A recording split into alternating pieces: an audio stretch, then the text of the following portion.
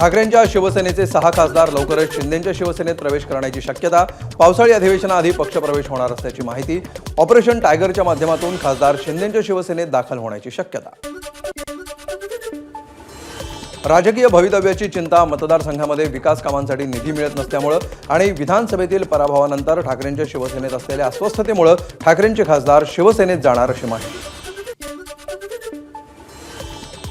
जाणीवपूर्वक खासदार संपर्कात असल्याच्या बातम्या. मात्र आमची वज्रमूठ, आम्ही उद्धव ठाकरेंसोबतच राहणार, अरविंद सावंतांकडून स्पष्ट.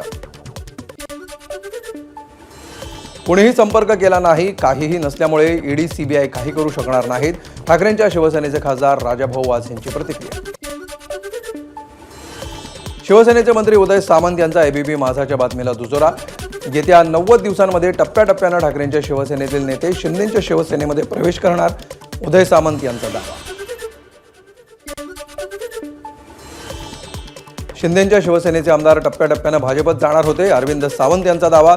मन कलुषित करण्याच्या प्रयत्नाचा निषेध करतो अरविंद सावंत यांचं वक्तव्य. बीडच्या घटनेवरून लक्ष हटवण्यासाठी खासदार संपर्कात असल्याच्या बातम्या पसरवल्या, अरविंद सावंत यांचा आरोप. सत्ताधाऱ्यांच्या पायाखालची वाळू सरकल्याचाही हल्लाबोल. 6 काय 9 खासदार संपर्कात असल्याचं त्यांनी सांगावं. खासदार संजय राऊतांचा शिंदेंच्या शिवसेनेवर हल्लाबोल. ऑपरेशन रेड्याची शिंग झाल्याचाही राऊतांचा हल्लाबोल. आमचं ऑपरेशन करण्यापेक्षा फडणवीस तुमचं ऑपरेशन करतायत त्यावर लक्ष द्या, संजय राऊतांचा शिंदेंच्या शिवसेनेवर हल्लाबोल. शिंदेगड भाजपच्या पोटातला अपेंडिक्स झालाय, ते केव्हाही कापतील, राऊतांचा निशाणा. ठाकरे गटाचे खासदारच नाही तर आमदारही शिवसेनेत येण्यास इच्छुक, संजय शिरसाट यांचा दावा. काही तांत्रिक अडचणींमुळे पक्षप्रवेशासाठी थोडा कालावधी लागेल, शिरसाट यांची प्रतिक्रिया. ठाकरेंच्या शिवसेनेला अखेरची घरघर, नरेश म्हस्केंची टीका. संजय राऊत बांडगुळाची भूमिका बजावत असल्याची ही टीका. 2 खासदार संपर्कात असल्याचा शिंदेंच्या शिवसेनेचे आमदार संतोष बांगर यांचा दावा. काल शिंदे नांदेडमध्ये होते, त्याचवेळी 3 खासदार येणार होते, बांगर यांचा मोठा दावा.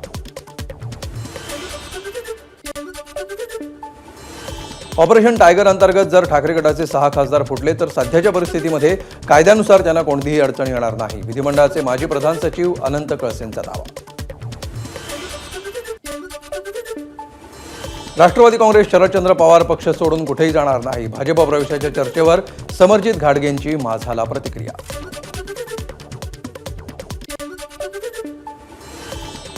आका आणि वाल्मिक कराडची नार्को टेस्ट करा, आमदार सुरेश धस यांची मागणी. अशोक मोहितेंवर हल्ला करणारे देखील वाल्मिक कराडच्या गँगचे, धस यांचा दावा. 9 डिसेंबरला संतोष देशमुखांच्या मारेकऱ्यांच्या गाडीत 2 फोन सापडले होते, ते फॉरेन्सिकमध्ये पाठवल्याचं सांगण्यात आलं होतं. त्याचं काय झालं, अंजली दमान यांचा सवाल.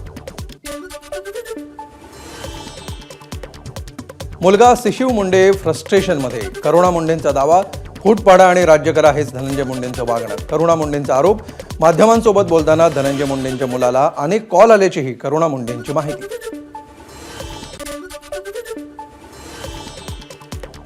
मुलाला विरोधात वापरलं तर अनेक मोठ्या गोष्टी उघड करेन, करुणा मुंडेंचा इशारा. तोंड उघडलं तर पंकजा मुंडेंचं मंत्रिपद देखील जाईल, करुणा मुंडेंचं वक्तव्य. कोर्टाला देखील आश्चर्य वाटलं की 6 वाजल्यानंतर 75 लाख मतदान कसं झालं. मतदानावर कोर्टानं उत्तर मागितल्यावर आमदार रोहित पवारांची प्रतिक्रिया. अक्षय शिंदेच्या आईवडिलांवर दबाव असल्यामुळे त्यांनी माघार घेतली, जितेंद्र आव्हाडांची एक्सपोस्ट. पोलिसांच्या भूमिकेवरही उपस्थित केले अनेक प्रश्न. बीडमधील अशोक मोहिते मारहाण प्रकरणी वैजनाथ बांगरसह एका अल्पवयीन मुलाला अटक. वाल्मिक कराडच्या बातम्या का बघतो म्हणून केली होती मारहाण. काँग्रेसचे माजी आमदार सुभाष झांबड यांना अटक. अजिंठा बँक गैरव्यवहार प्रकरणी झांबड यांच्यावर कारवाई. आयकर विभागाकडून सलग 3ऱ्या दिवशी संजीवराजे नाईक निंबाळकरांची चौकशी सुरू. संजीवराजेंच्या निवासस्थानाबाहेर अजूनही पोलिसांचा बंदोबस्त. सांगलीत कोयता घेऊन दहशत माजवणाऱ्या 5 तरुणांना पोलिसांनी घेतलं ताब्यात. यात 2 अल्पवयीन मुलांचाही समावेश. एबीपी माझा, उघडा डोळे बघा नीट.